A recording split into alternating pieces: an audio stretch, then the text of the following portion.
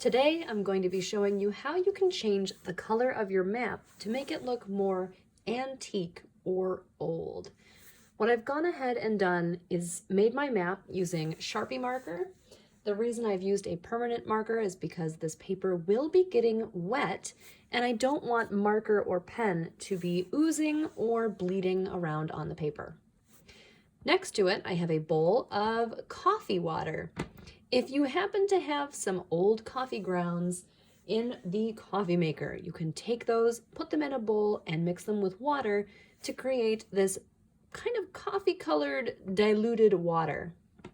Now, I also have a tray underneath because when I get this wet, I'm going to want to lay my paper somewhere to dry that it's not going to get all over the table.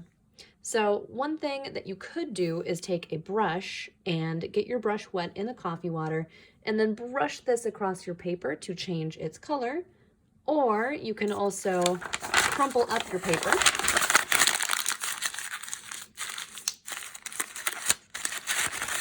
and then dip it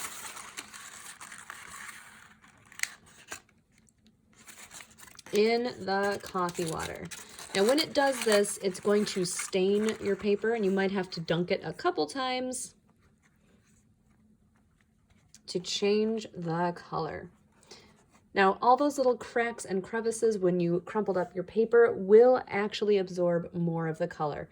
And you can dip it multiple times, but just know that if you're using a thin paper, the more times it gets wet, the more likely it is to rip.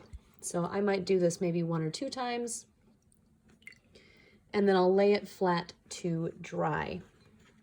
So not only do I get this really cool stained color on my paper, but the wrinkles also make it look more like an older parchment paper. You can also do this trick with tea.